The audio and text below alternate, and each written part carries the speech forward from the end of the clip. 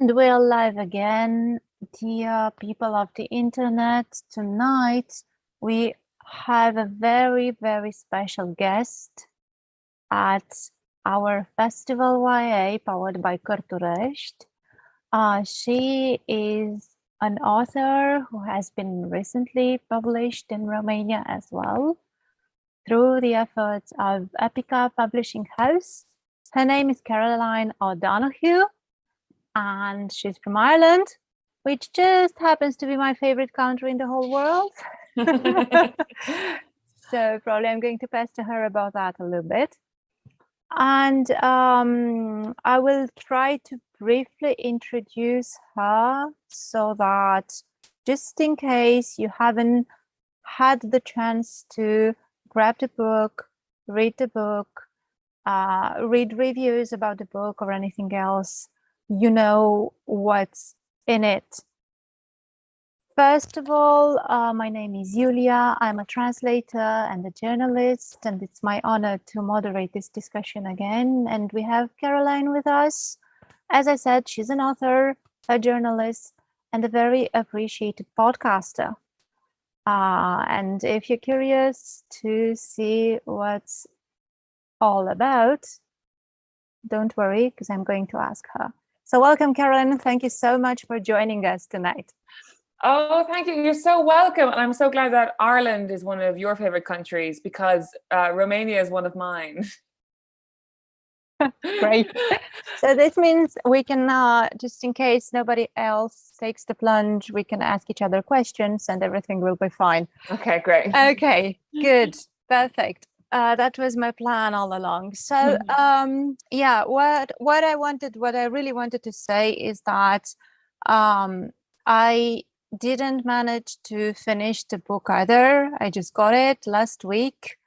But it really grabbed me because while reading it, I was having a lot of flashbacks from a lot of things. But I will mention about that a little bit later. First of all, I just wanted to ask you exactly, because I know the story, but I want our followers to know the story as well. How did you get into writing, Caroline? Oh, wow. What a long story that will be. So, I mean, I think like many writers, you're sort of a writer as soon as you learn how to read, right? I think lots of people, when they're very, very young, they discover that they have an aptitude for it or they have a love of it. And you write a story in primary school and you come home and you get some praise for it. And then a writer is born, just like creativity plus ego equals writer.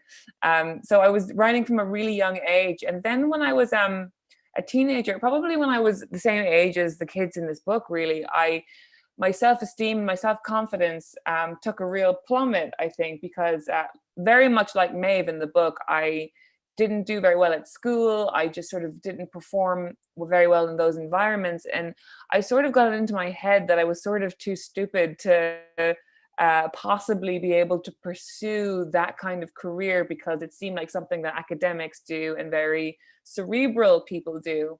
And then like just a few years later, I got into blogging, which I think lots of people did in the kind of early noughties. And then had that moment again, like being a child of being like, wow, I love this. This is fabulous. And so I was about 18, 19. I started contributing reviews of gigs to my local newspaper. And I sort of got a thing where I would go to gigs, I would get gig tickets for free and then go and review them. And then I moved to London when I was 21 to try and build a career. And then, yeah, I just sort of like did not get one right away. It took many years, 5 or 6 years really, to get any kind of profile together. But I worked in journalism, I worked in advertising, any kind of job with writing in the title I have done. And then in 2018, I published my first novel that was for grown-ups. And All Our Hidden Gifts is now my third novel. Yeah, sounds very familiar what you've been through. So to collate, at least for me, except the writing part, I just got into translating, which is not as, what do I say, original, but pretty close. So yeah, pretty much that's it. Because something really got my attention in your story, which was not as long as you said. You said that when you were 21, you moved to London. Yeah. But you come from Ireland. Are you originally from Cork? I am, yes. Yeah. Because I thought I was saying some familiar things, because your book is placed, I think, in this city, right? Pretty much. Yeah. Pretty much. There, even if you're not really mentioning it, but there are some. Yeah, no, totally. So the city in the book is called Kilbeg, and it's definitely loosely based on Cork City. It's got a lot of the same geography. It's got the river going through it, all of that stuff. But I wanted to create a new place because I wanted to be inventive with the history, which is why I came up with a new place. I assume you've been to Cork then? Not to Cork, just to Dublin, Galway, Belfast, and some Kilkenny as well. Some places in County Kildare. Oh wow! But Cork is still on my list. Well, actually, like traveling around Ireland would be definitely on my list. But yeah, there were some references, and I just made a bit of research and I figured it out. So guys, we have a book that is placed in Cork, but it's on Cork. So I just made a joke. So definitely one thing to put there on your list. But before we delve deeper into the book, I would really like to ask Caroline about Sentimental Garbage. Because I'm really curious about Sentimental Garbage. Guys, do you know what Sentimental Garbage is?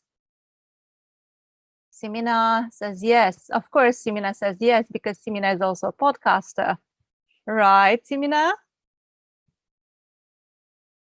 Sorry. Yes. I gave it a listen. Hello, Caroline. Oh, hello. Hi. Nice to meet Hi, you. Simina. Yeah, I also wanted to ask you, but I will about the podcast. But maybe I'll find out from Julia's question.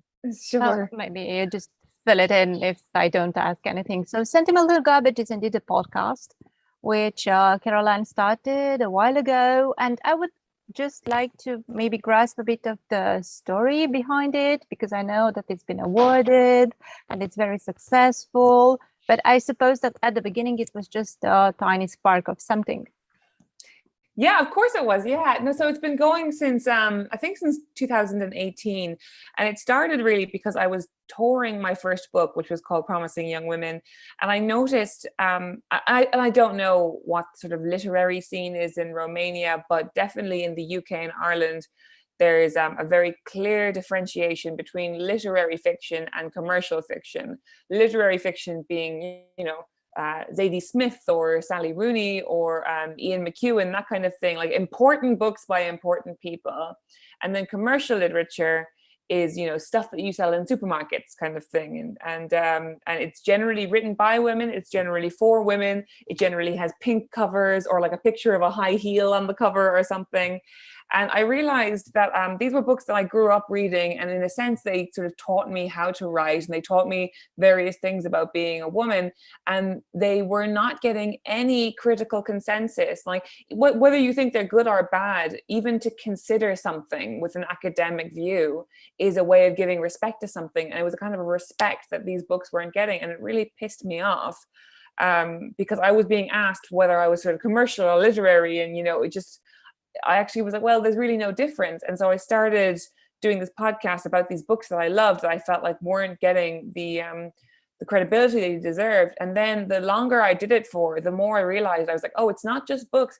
It's everything that women love and everything that women make. And the vast majority of the art that women make, either nothing happens to it or it's dismissed as being sentimental or garbage or trashy, or all these different words that are used to describe it. So it's about reappraising all of this work, even like rom-coms or music or whatever kind of thing. Doesn't matter what it is. If women like it, then men hate it. Yeah, I was just thinking, because I often had these conversations with people talking about chick lit. Because we also have like a couple of publishing houses that at some point decided to publish a whole array of this kind of books, exactly as you described them, in I don't know, pastel colors with a lot of women figures on the covers with and there was like a whole array of authors like Sophie Kinsella, for example. I think she was one she's of done the well in Romania. yeah I love her. I think she's a genius. Yeah, absolutely. And then there were a couple of others, and I at some point I was also collecting them. But it was very weird to work in this industry and people to come to your place and to see the whole shelf of chick lit and to ask you, oh, but do you read this trash? And I was like, yeah, they're like a guilty pleasure. And then, it's like, first you feel the need to somehow excuse yourself. Totally. But afterwards, when I grew up a bit, I said, okay, that there's nothing to be ashamed of, actually, because just as you said, there are a lot of lessons in these books. I mean, life lessons and writing lessons and stuff about techniques and stuff about, I don't know, but they were so diverse. I mean, from I don't know, oligarchs to exhibitions to you name it, like anything you wanted to know about, you could find definitely in a chick lit book. They had everything. Absolutely, you're so right. And I even think Sophie Kinsella is such an amazing example, because I think of those Confessions of a Shopaholic book. Yeah. And like, they're such funny books, but it's about spending, it's about materialism, it's about like she used to be a financial journalist, I think, and there's all this information like how debt works, and that's how I sort of found out about how the financial system actually works and why credit cards are built the way they're built, from those books that have a picture of a shoe on the cover. It's like exactly. And then they also tackle like serious stuff, like I don't know, from motherhood to relationships with not necessarily partners, but also parents and often siblings. Abuse as well. It comes up a lot in them. Like you think about these books, and they're, as I said, they're often bought in like very commercial places like supermarkets and that kind of stuff. And it's like a lot of these characters will have like abusive relationships that they're leaving, and I just think that's learning to identify sort of bad men is something that happens a lot in these books, and they're reaching women where they need to be reached, Exactly. That's the thing, because it was just like, because at some point there was this discussion about, that kind of rom-coms books written by Sandra Brown and Nora Roberts and all those kind of women, that usually people just tend to dismiss. But then we learned so much from their works about I don't know, making a stand, and about standing up for your rights, and about being female and still managing to take care of yourself. So I think it's quite amazing that you decided to tackle this topic in a podcast. So thank you so much. How does it go? Do you have guests? I think, because I listened to a couple of episodes, and you have guests in the podcast. Yeah. Basically, it mostly just works from a point of view of I approach someone I find interesting, or often they're friends or people I've met in the industry who I want to make friends. So I invite them on or whatever. And they pick a book or a topic or whatever. But sometimes I think something is interesting, and I get an expert to discuss it. Sorry. Like, for example, I thought to myself recently, I was like, what's a subject that's like women love it and men hate it? Chihuahuas. Seriously. Like very small dogs. I was like, isn't it interesting the way that this is like really long history of very famous women like Marilyn Monroe or Jean Harlow or Paris Hilton or whatever, holding tiny dogs and walking around with them. And there's also a history of those women being hated by the press. And it's like the women and the dogs get the same criticism. It's like, they're too yappy. They're not useful. Like they're like silly looking, and I just find it an interesting comparison. So I found somebody to talk to about that, Yeah, when I come to think about it, really, is this episode already on? No, it hasn't come out yet. It'll be out in a few weeks. I really want to listen to it right now, just to watch the analysis. Okay, so Chihuahuas, the place to be. Great. Okay. Since I don't want to be the only one asking questions tonight, this is how we're going to do it. So, guys, if you have a question or anything to say to Caroline, please raise your hands either by doing like this so that I can see you, or by using the Zoom option, or just write your question or your questions in the chat and I can read them out loud for you. And I don't know, okay, I can already see a hand. Just a second. I just wanted to ask Simina if she had some more questions, maybe podcast related, so that we can sit in the same area if there is still something there. Yeah, I was curious if you noticed any difference since you started the podcast until now, since it has this mission to change a bit or to open, to make people more curious towards. I'm so glad you asked that, because so one of my favorite authors of all time is Maeve Binchy. Does she have a following in Romania? I'm not sure. I'm sure she has a following all over the world. But you know, I do read it. I do read it, and I know about the character, and I know whom you baptized the character. Yes, yes, exactly, totally. But like, so you know, I don't want to toot my own horn too much or anything, but a few years ago, me and my friend, another author called Sarah Griffin, we decided that we would do a podcast about her most famous book, Circle of Friends. And for some reason, the podcast got enormous word of mouth, and it sort of caused her publishers to put out her books again, but with a new cover on them, because the covers were so bad. And it sort of like created this whole new millennial fan base all around Maeve Binchy, who had kind of been forgotten by our generation. And actually, the whole journey culminated last night, because me and Sarah were asked to go on a documentary about Maeve Binchy to talk about the effect the podcast has had. So now we do it every year, where we talk about a Maeve Binchy book, and it's so lovely to see a direct line between doing something in 2019 and then to have the result happen in 2022. It's great, because obviously I'm an author, and I've been a journalist as well, and I've had lots of different moments where I'm like, lots of different ways of speaking to people, right? But ultimately, when you're speaking to people in a book, you're going through a publisher. When you're speaking to people in a newspaper, you're going through a newspaper. They control the headline, they control how your book is packaged. But with a podcast, and I'm sure you feel this as well, Simona, is like you are totally in control of the message and the voice and how it's presented. And it's you're the only real intellectual property you truly own, because your books are ultimately owned by your publisher, so it's a wonderful thing. It's one of my favorite things that I do, Yes, it must be very satisfying, I believe. Yeah. So congratulations. Thank you so much. Thank you as well, Simina, for your questions, and Caroline for answering. I can see that Sorina has a hand up. Yes, hello. Hi, Serena. Do you think that magic truly plays a part in our everyday life? And if so, how?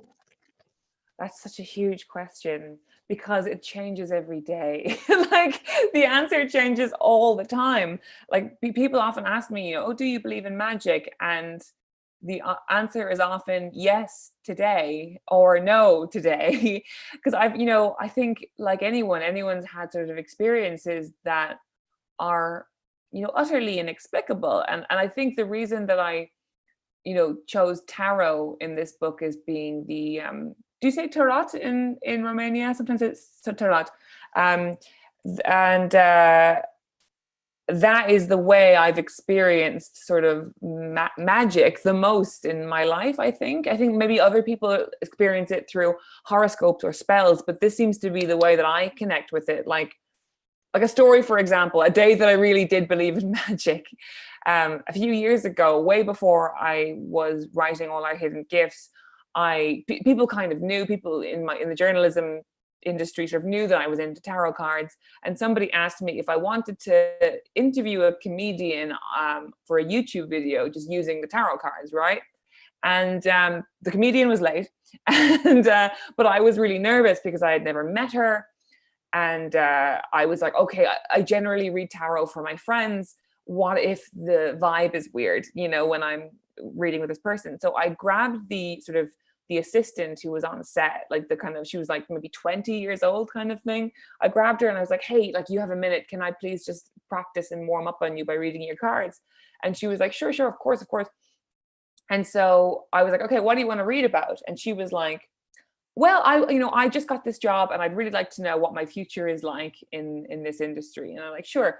But I deal these cards and all the cards are so sad. They're such sad, and the way they come together in the formation of the reading are so sad. And it's all about sort of health stuff, and it's sort of bodily stuff. It's about like heaviness and needing to rest and stuff. And I said to her, I was like, sorry, I know you want me to tell you about your career, but all of this stuff seems to be about the body. And then she just sort of started crying, and she was like, she was kind of like, nobody here. So people are like putting up lights and arranging sound. She's like, nobody here knows this, but I was sick for my whole childhood, and this is the first time I've ever left my family, and they're so worried, and I'm so worried that I'm going to get sick again, and it's all I think about all day. And it was this weird thing where it was like, it reminded me of like, oh, there's some sort of intuition, there's some subconscious, there's something that we can't see that connects us all and moves us all. And like, there's honestly no way I could have known any of that. And I'm not even that good at reading cards, but it just sort of reminded me that there's this sort of energy that we can't explain, and there's ways of knowing each other we can't explain. And I was like, well, if I can get that in like a 10-minute session on a Tuesday afternoon, then like, what else is happening? So on that day, yes, I really believed in magic, and other days, not so much. Sorry, I hope that answers your question. Yes, thank you. Thank you, Sarina. And I see another raised hand from Juana. Yeah, the way you just explained this, I feel like you've created Fiona after yourself, because what you just said about your reading is exactly the scene with Fiona in the books. Yeah, kinda.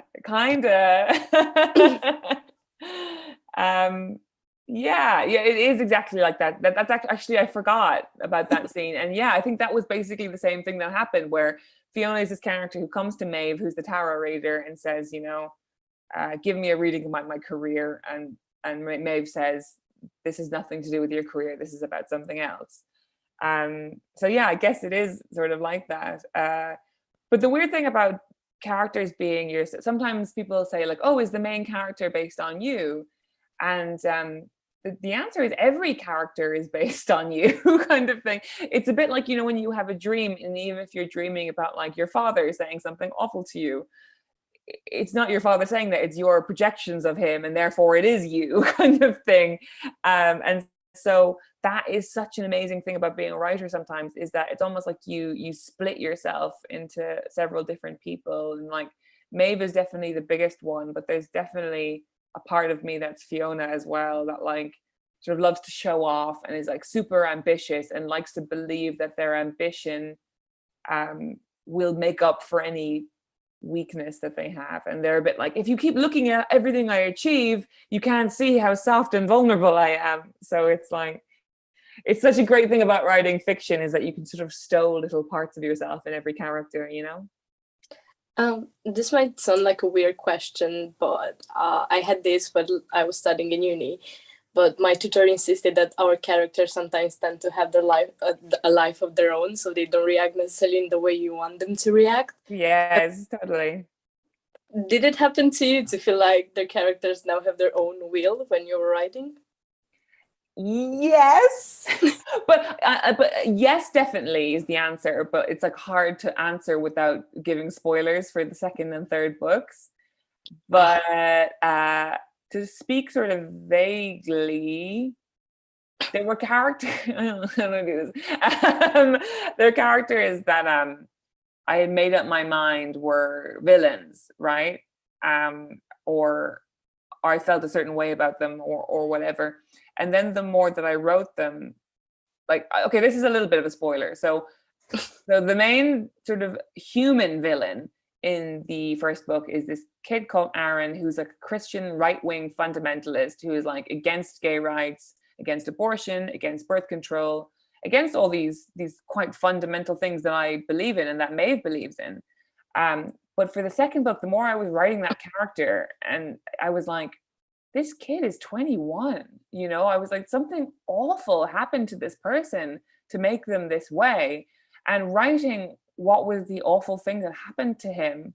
And the more I got into it, and then I got further and further down this, like I started on day one with this very caricature sketch of being like, okay, well, he's a fundamentalist Christian. He's probably from some like rural part of America, doesn't get good schooling and like whatever kind of thing. But then the deeper I researched what those kinds of kids go through, I was like, wow, that's, you know.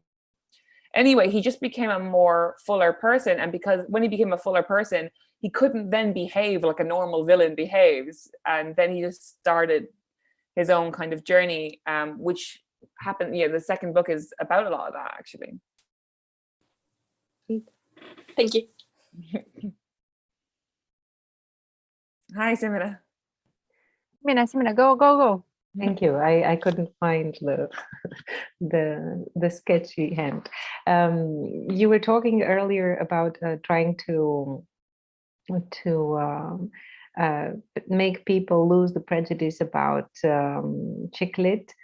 Yeah. As a young adult author, do you feel also a kind of an etiquette put on your literature, or do you see any difference in what you're writing from, I don't know, non-categorized literature, let's say? Yeah. There's interest. I think definitely because I write YA young adult fantasy, and there's a differentiation between adult fantasy and young adult fantasy, because like and it's a blurry line, right? Because a lot of regular fantasy has young characters, like Game of Thrones, for big, silly example, but like half of those characters are under 18, I think. So why isn't that young adult fiction? And I think probably because it was written by a man. Do you know what I mean? Like I've spoken to a lot of people. Silvia Moreno Garcia is one of them. She's a Mexican American author, and she says, I don't write young adult fantasy. I write fantasy that has teenagers in it. And like, why is it that when an adult man writes a fantasy novel with teenagers in it, it's a fantasy novel, and when a woman does it, it's a YA fantasy, and it's given this sort of like, oh, look, everyone, there's kissing, and like, oh, will the princess fall in love with the knight kind of thing. Whereas when a man does it, it's like, this is serious business. The princess may not kiss the knight. It's like, well, it's the same thing. And I think that's really interesting. And I can't really explain it, but I do think that the differences there could often that in young adult fantasy, it's more hopeful. I think it's because it's for young people. You want to give young people something to be excited about and a future worth fighting for, and you want them to feel empowered. And so like those books will often end with these girls who are taking on the world, and even though they find out that the world is a strange and bad place, they're still excited about changing it in a way. Whereas in straight fantasy, maybe they don't, maybe things are a bit bleaker. So I think there are little differentiations, and definitely it's something I think about a lot in terms of etiquette, where, I'm someone who's been working in the adult space for a long time. I do a podcast that's for mostly adult women and some gay men. And I have very adult conversations there. So we talk about sex and grown-up things. And sometimes I think young adult writers we're supposed to consider ourselves role models or something. And sometimes I wonder, like, okay, a picture on my Instagram of me smoking a cigarette, is that okay anymore? So I still don't even have an answer. I'm still wondering whether it is okay anymore, So there's much more responsibility involved, basically, as a young adult author. Yeah, and you know what? Sometimes when people interview me about it, they sort of try and sort of get you into a quote where you're like, oh, well, the kids are so sensitive and it's all so woke and you can't say anything these days.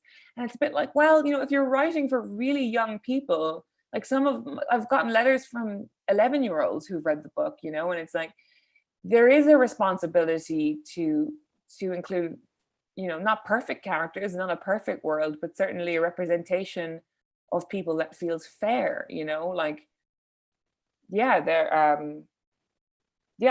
mean, I won't say what they are, but I've had a couple of moments with people where they were like, I read this and it slightly hurt my feelings. And I hadn't even thought, I was like, oh my God, I can't believe I discriminated this category of people without even realizing, kind of thing. So it's something you're always learning at, you know? Thank you. Thank you, Simona. These are all great questions, by the way. You're all such a lovely gang. I will just plunge into something that you were just discussing about being more or less role models for teenagers who read your books. And just to maybe voice a personal opinion that I think an author is not necessarily the books that he or she writes and the characters that he or she writes. So I think that there should definitely be a line between who you are as a person and who you are as an author. Just maybe there is some place to discuss this. I don't know. Totally, I agree, and it's becoming rapidly. Definitely the biggest conversation around that right now in young adult fiction is around the Harry Potter books, right? Because like so many trans people really saw themselves and found themselves in those books, and now that, you know, J.K. Rowling's politics are so worrying and awful, and like, and now all these people are like, where does this leave me in this fandom? And I really feel for them, you know. Yeah, on the one hand, but on the other hand, I mean, being from the generation who basically grew up at the same pace as the Harry Potter books did, I couldn't be more grateful, because for me, like, the Harry Potter books opened a whole world of possibilities. Totally. And now, like just like every other thing, the author changed, but she's not writing the books anymore. So for me, it doesn't really matter, because the books are somewhere in the past. And a more glorious past somehow, and the things that she's supporting now are completely different somehow. So this is why I was saying that maybe it's important, and I'm taking this from other discussions from this festival, from yesterday. And I thought it was very important when Namina Forna came in and said, writing is a job. So it's a job. It's not something that represents me as a person. It's something that I do. Of course, it's something that I love to do. It's something that keeps me sane and entertained and all that, but it's also a job, and I should not necessarily be judged by my job. So I thought that was super important, just to keep everybody's sanity in the right place. I totally agree with her. And like, I think in an ideal world, that's how I would love it for it to be as well. But then there's this kind of, this is maybe a bigger conversation almost, but there's like industrial thing, this economic thing that happens where it's like, you know, a writer writes a book or a novel or whatever. And then in order to sell that novel, they must then do interviews and festivals and things like that. And in order for anyone to be interested in those interviews or those festivals, you must then tell things about your personal life and your routine and your things you believe and all that kind of stuff. And the more you do that, the more your public personality becomes associated with the book, and then they sort of start to fuse. And so it gets very muddy for people, you know? So like, if it were a job, like, you know, you don't know who made your chair, if it were a job that like, it just gets spits out into the world and people pick it up or they don't, you know, I think it would be different. But because the infrastructure is all about personalities, do you know what I mean? It's like complicated, isn't it? You know? Saying that the more public you are, it's getting more and more difficult. It doesn't really matter like the domain or the field you're in, but as you said, you're exposed, and that comes with a toll. So just to maybe switch a bit, because we're talking very heavy stuff right now. Yeah, very heavy stuff, very complicated philosophical stuff. I'll just go back to the questions that I can see there are 2 of them in our chat right now. I will start with the second one because it makes more sense. So you have a question from Sarah. She says, I'm so happy that I have the opportunity to meet you. Sorry, I'm a bit shy. This is why I will write my question. How do you think you can escape the YA cliches? For example, The Chosen One or Forbidden Romance? Thank you so much, Sarah. What a fantastic question. I've never got that before, so I'm just like taking a second to think about it. But I do think that you're right. Every fantasy or every young adult, every genre of everything has tropes. It has things that we expect to see, and almost things that if we don't see them, we get confused. Do you know what I mean? It's like human beings have been telling each other stories for thousands of years, and they have a structure for a reason. You know, it's like, you know, if it goes back to sort of like, you know, women telling their children, don't go in the deep part of the lake. Well, why? Because your uncle drowned in there. Why? And it's like, and now we have a story kind of thing. So, you know, and that's where stories sort of really come from. If you think about it, it's oral folklore and trying to teach each other lessons about how the world is. And so we have these things that we expect. And so when you get to, for example, fantasy, as you just pointed out, the chosen one, or the forbidden romance, or people who hated each other and then they love each other, you know, all that stuff. I don't think those things are bad in themselves. Like, you don't mind in a murder mystery when someone gets murdered, you know, like you expect it.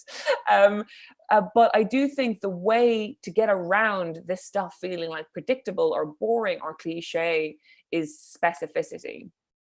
And I think specificity is the most important thing. Like, for example, lots of people ask me about, and you guys haven't, which is great and really refreshing. Lots of people ask about diversity, because diversity has become this sort of buzzword within YA. Obviously, it's important, but I do think sometimes it's just like a word a publisher puts on a book to make it seem more sellable. You know, they'll say like, oh, why did you choose what, you know, for example, Fiona is Filipino-Irish, and they were like, oh, you have an Asian character. I was like, no, I don't have an Asian character. I have a Filipino-Irish character. The reason she's Filipino-Irish is because I looked at the immigration statistics for the year she was born, found out that we had a huge influx of Filipino women come to Ireland because of a nursing shortage. And then I looked further into Filipino culture, and I saw that there was a huge history of tarot there and a huge history of Catholicism there. So she's not an Asian, you know what I mean?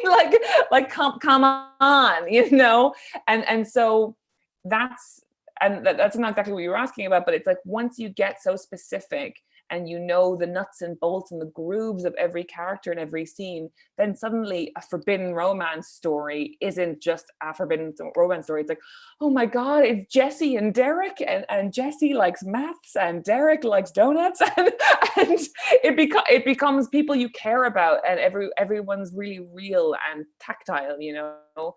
And that's how, yeah, you can't avoid tropes and cliches, but you can make them seem less like tropes or cliches by being as specific and as detailed and as real as possible.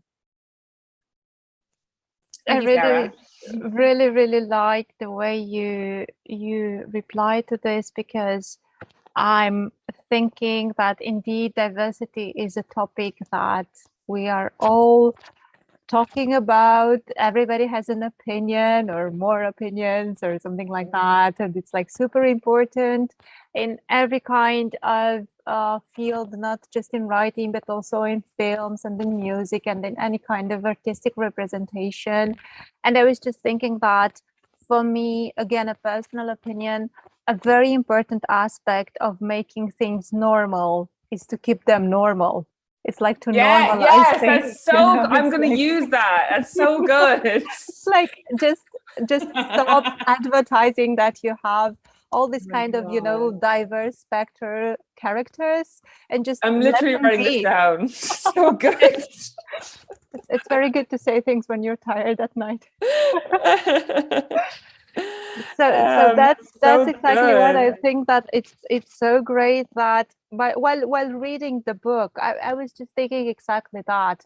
I mean, never have I thought about, oh, she gets bonus points because this character seems Yes. to be, non-binary. Oh, she gets bonus points because this character is, as you said, with Asian heritage.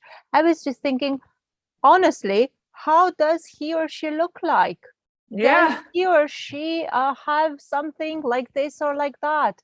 While you were mentioning Fiona, I was just thinking, okay, like did I think Tita was the name for her nanny. Did she raise her from when she was small, or she just came to the family when she was maybe a bit older? And how did she come across it? And so I never thought, okay, like what's the connection with statistics and stuff. So this was just brilliantly done, I think.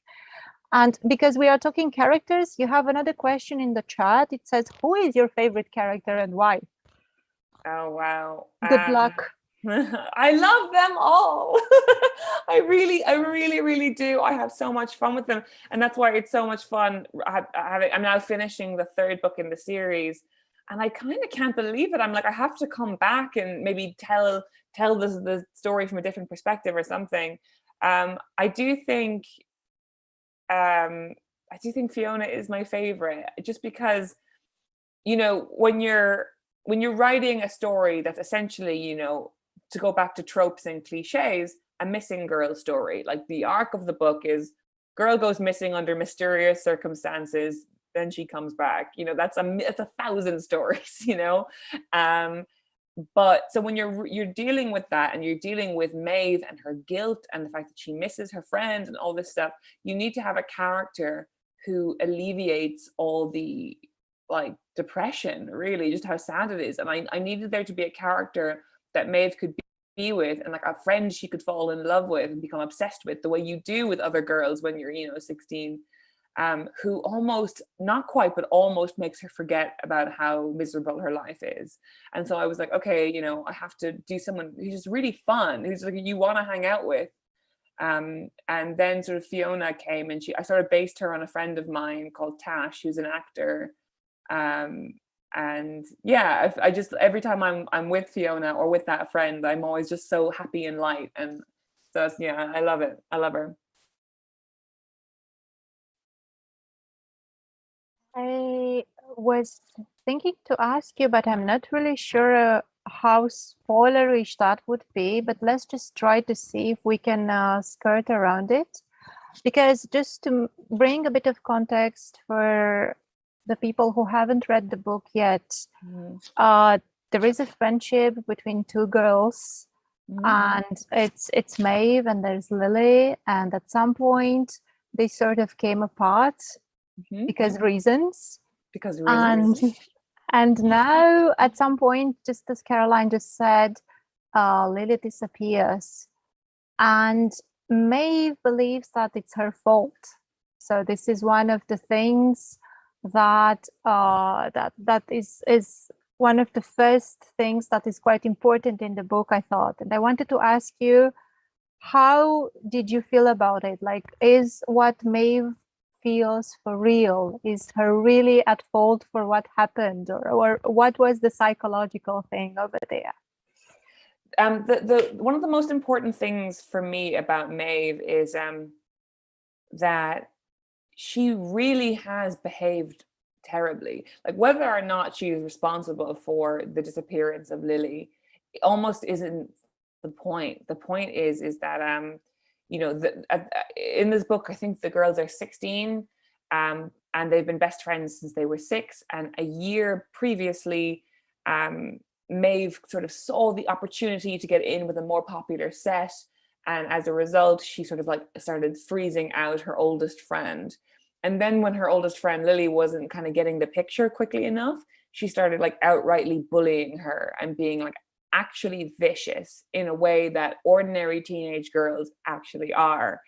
And even, it's one of these things where even though there's all this magical stuff that happens, and these really demons and that kind of stuff, the ordinary evil of teenage girls is no match for it. Do you know what I mean? Like it's the most, like I remember when I was in school, like I definitely had situations with friends who just, they dumped me because I wasn't cool enough. And I did that to girls too. And it's like, we're all capable of this viciousness that we do talk about it, I guess, but I think we forget how it feels.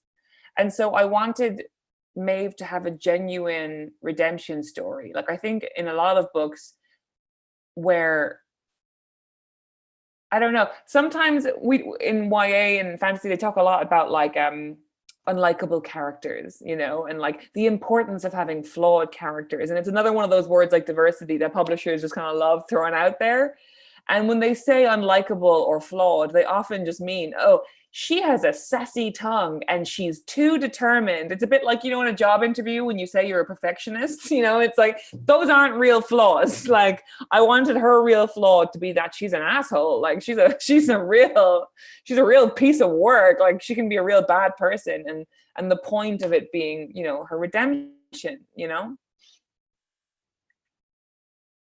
And I really, really loved it because just as you mentioned, besides the whole fantasy element and besides the whole what we would call magical realism maybe and the tarot and everything, there was a lot of substance just in the relations between the girls. Just in, like, as I said, I had a lot of flashbacks from, I don't know, Dairy Girls and all the stuff that I read about Ireland and everything that I knew about the society and all, like, because you were saying before that it's difficult to talk maybe to and for teenagers and to make sure that they don't feel offended. But to me, Ireland has a whole different dimension of youth compared to Romania, because you guys have a history of I don't know, Catholic school really influenced everything that's going on in the society. And you also had, like, you lived in a country where there was a lot of war and a lot of trouble, not to mention troubles. So I believe that there's like so much weight on you guys, and I think that kids were not really kids, and somehow you were forced maybe to grow up a little bit faster than other kids, let's just say. I'm trying not to be biased here, but at least this was my take. So I was really happy that you first of all started with this kind of, you know, relations between characters and between girls, because I think it's very important. Besides representation and besides diversity and besides all that, I think that this was like one of the main things that I liked about the book, and that I would definitely recommend to people to look for in the book. Oh, thank you so much. That's so kind of you. Yeah. It's not kind, it's just real. That's it. Good. As I said, I don't really want to monopolize the whole discussion, so we still have a couple of minutes left, maybe 10, maybe 15. So if you guys have thought of some more questions, or if you have any curiosities for Caroline over here, profit. You know, I tried to write a book set in Romania once. Didn't go very well though. One of my many books that didn't work out. I heard that an Irish guy called Bram Stoker did the same thing, but for him apparently it worked. You only get one. Yeah. It's just like, it's just one chance. I'm sorry. But yeah, thank you for trying. Yeah, try again next time. Yeah. What was the book about, if you remember? This is going to sound so insane to you guys. Don't say vampires. It was not vampires. Good. It was doppelgangers. Oh, those ones. Okay. Yeah. So it was so I was having. It was about 5 or 6 years ago now. And do you ever have those times in your life where something just keeps coming up, like you've never heard a word before? Let's say you've never heard the word doppelganger before, and then suddenly you hear it 3 times in a week, like that. I was having that, but with the city of Cluj. Is that weird? I lived for 13 years there, so I don't know. It's like, yeah, it was in my reality somehow. Actually, back then when you're mentioning I moved to Bucharest, maybe it was because of you. Maybe, yes, my psychic energy was sending you away. Exactly. But I had this thing where it was, I can't even remember what it was. Again, it was years ago, but you know, I was watching a TV show and I was like, wow, what a beautiful show. And then in the credits, it was like, oh, in Cluj-Napoca. And I was like, oh, I've never heard of that place before. And then wrote it down. And then like the next week, somebody said it to me. And then it was like, it just kept happening. And like this place, I'm sorry, I'd never heard of it. I'd only ever heard of Bucharest in Romania. I think lots of Irish people probably have. And then it was like Christmas Eve. I was on my couch and I was scrolling through Instagram. And now I realize I was probably like dropping cookies all over the internet for Cluj. And I was going through my Discover tab and I saw, you know, when like you flip past and you think you see a picture of yourself and you're like, I don't remember that picture of me being taken. And then I clicked on it and it wasn't me. It was a girl on a balcony in Cluj who looked exactly like me. And then I got this whole idea in my head of like doppelgangers in different countries and stuff and what would it be? And then I booked a flight to Cluj and I went. You didn't. And I had a great time. Really? Okay. I would gladly go back. I thought it was such a lovely, fun city. You're very interesting. And that's in Cluj right now, so if you want to come, we can redo this. If you meet anybody who looks like me, please just tell her I say hi. Whoa. Okay, this is a lot of information to process. What can I say? I know. I actually, when we were getting on the Zoom call, I sort of debated whether or not I would say this or whether it just seemed totally crazy. But you guys seem like amused by it at the very least. So yeah, it's like I think that when you're terrified, the first reaction you have is to be amused. Actually, to cover for it. Right. Yeah. You're so bamboozled. I'm so sorry. I haven't had this about any other country, so I just thought, I thought I should say. Okay. Moving on, maybe a bit from this topic. I would like to ask our kind audience if you have some more questions. Look, Caroline, a question for you. It says, "What's your favorite scene from all your hidden gifts and why?" Okay. Wow. Sorry, it's been a few years since I wrote it now, so I'm trying to think. It's hard to say without spoilers. I know you haven't read the whole thing. But okay, yes, I know. There's a scene that happens at a gig, Ro's gig. Ro, who is Maeve's love interest in the book, and Ro is this person who is obviously bullied at school, is obviously having a hard time at an all-boys school, and is like presenting in a more sort of gender neutral or feminine way, and like that's just like a horrible way to live your life in a secondary school for boys, and is getting bullied the whole time. And but then outside of school has this incredibly rich life as a musician and has all these friends who live outside of that kind of bubble of an all boys school, and they're able to he's able to just be a different person. And when we see him at the gig, he's wearing this sort of red velvet gown that goes to the floor and these huge boots, and it's got this wild hair. And Maeve's like, oh my God, this person who's been in my life forever, who I've kind of always known as a background character, is actually this incredibly sexy rock star in the making. And just to write that scene of this character, it's so fun when you're you write a character and you know that they're going to be this huge rock star deal, but you have to hide it for the first kind of couple of chapters. Then you're oh God, sorry, my phone. But it's coming, and you're I can't wait to show everyone. So yeah, that was really fun to write. And they're dynamic, Maeve and Ro together. I loved writing, I loved that. It's so much fun to write a teenage romance because these are people who haven't felt this way before. These are new feelings, and it's sort of so intense and dramatic, and it's not like when you write adults falling in love, where both people generally know, are like, oh God, how is this gonna fail? You know? Yeah. Oh, I see that question was from Cluj-Napoca. Thank you. Yeah. Special delivery. Special delivery, my favorite place. Good. We have 2 more raised hands. I think Simina was the first one, and then Diana, please. Thank you. One last question, I promise. I think I read somewhere about you that you yourself were an avid reader of young adult literature. Is that true? Yeah. What did you like to read as a teenager? Well, do you know what? I think when or maybe you were as an adult. Yeah, yeah, as an adult, actually. Because I think when I was a teenager, I wanted desperately to be taken seriously by adults and to be taken seriously by male adults.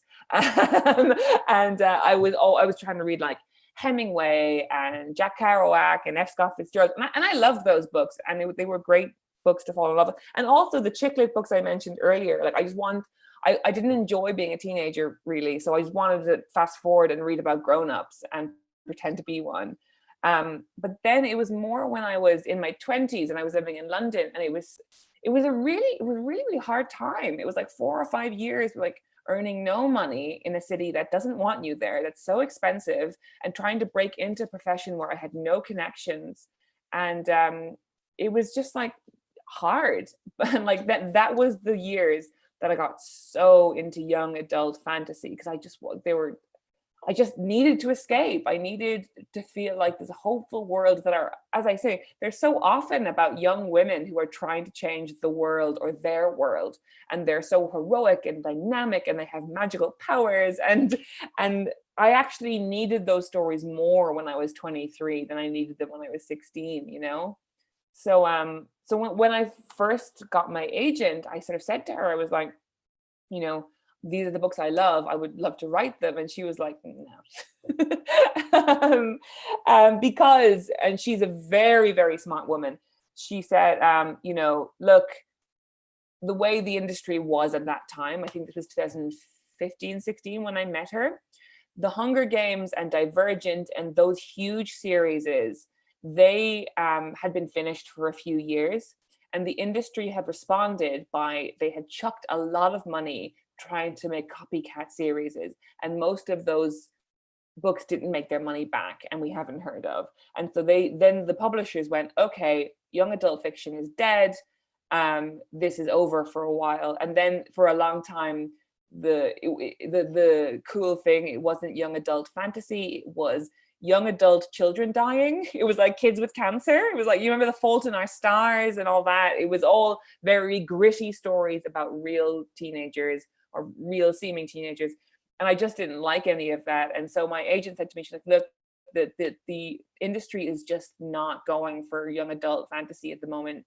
You know, put it to bed for a few years. And then by the time that 2019 came around, she said to me, she was like, I think now is the time. And I said, why? And she said, well, right now there's this huge surge in middle grade books, so ages 8 to 11, of really great, complicated, magical stories. And she's like, in a few years, they're going to want something that you can provide. So she's a smart woman, you know, and she was right. You know, this is just from a commercial standpoint, this is the most money I've ever made off of my books, you know, and they've sold in 20 languages in countries all over the world, and it's great, you know. Thank you.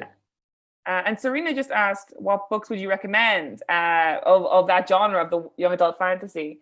Leigh Bardugo, do you guys have her over here? I was upset during that like depressing time. The Grisha series, that trilogy, the Six of Crows series, I loved. I also love Sarah J. Maas. Do you guys have her? Like, she's so horny. just the randiest books you've ever read. But on the more like those are the most commercial versions. But my favorite books that are less well known are a book called The Changeover by Margaret Mahy, who's a New Zealand author. Who was big in the 80s. And so that's my favorite book of all time. And Fire and Hemlock by Diana Wynne Jones, who wrote Howl's Moving Castle, but I think Fire and Hemlock is her best book, in my opinion. But it's also like sending people this link that I'm going to share, in which you said that you were a VC Andrews fan, and I was like so excited about that, because I I discovered VC Andrews a couple of years ago, to my shame, and I practically devoured all the tomes that series has, and I was like, where was this series my whole life when I needed it? Oh my God, they're so addictive. They're so great. I know. I spent like a week every night reading one book after another. I was like, I cannot just put them down. They were like super, super amazing. And they're like old. Oh yeah, like 70s, right? Yeah, I know. Yeah. It's like so cool. Definitely. So yeah, it's great that I discovered this article when I was doing my research. So I'm sharing it right now. And there's a Sentimental Garbage episode about flowers in the attic as well. I will definitely listen to that. Yeah, one. please do. Diana, I think you're pretty much the last one who will ask a question tonight. So choose it wisely. Okay. Can you hear me? Yes. Okay. Hello. First, I would love to read a book about double fingers set in Cluj-Napoca. I'm really hoping that I can like write a letter to the mayor of Cluj and just be like, can I have an apartment for 6 months? You have my apartment. I'm not using it anyway. So okay. the mayor, just go and do your research. It's fine. Thank you. That would be great. And my question is, how would you describe the housekeeper? Is she an antagonist or? Yeah, it's funny you asked that, because it's you know, she is such an interesting character, and she's kind of not a character really. So the housekeeper, this is a very spoiler-filled question, so turn off your sound if you don't want them. The housekeeper is this revenge demon that appears in the tarot cards. It appears when Maeve and Lily are giving each other this very dramatic reading, and she is there, and the thing for her is that she appears in rare readings, and only to young women, and only in times of crisis. And the whole idea around her is that she is somebody who delivers justice on behalf of women. And this is something I felt very moved by, particularly, well, to be honest, the housekeeper is something me and my friend Harry Harris made up in 2015, because we were in a band and we wrote this song. We wanted to write this kind of southern bluesy gothic song, and then we kind of made this thing up to go with it. But I always sort of loved the idea. Our band weren't very successful, but like that idea for me never went away. Because what I've always been attracted to magic, and what I'm so attracted to about it is that it is primarily an agent of justice. Like the people who are disproportionately and statistically more likely to practice magic in their day-to-day lives are women and people of color and queer people. And the reason that is, that's magic, whether it's crystals or spells or whatever. And they've done studies on this, and the thing that they found as a result of being like, if you're a person who believes that they can control the outcome of their own destiny, then you don't need magic. So that generally means if you're a man, if you're white, if you're middle class, if you're rich, if you're whatever. And you're right to believe that, because you can control your own destiny. Like the reins are firmly in your hands, because you live in a structural society that will give you, agency.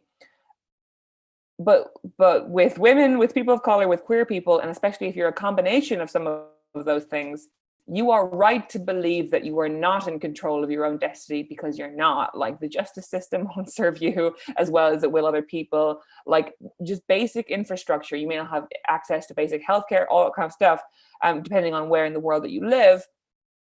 And those people are more likely to use magic because they're trying to correct an imbalance that exists in society, right? They're trying to fill the gap between people and the infrastructure that's supposed to help people. And so that's where magic, I think, mostly comes from, really. And so when I wrote The Housekeeper, like I was like, you know, she's an antagonist in the sense that she has taken Lily away, but she's also kind of a chaotic neutral, if you know what I mean. Like she doesn't wish anyone specific harm. She's just working in the interests of balance, which is why I was like, even though I love this character and I want to write a book around her, she can't be the main villain, because that would be a short story, you know, that's not a whole thing.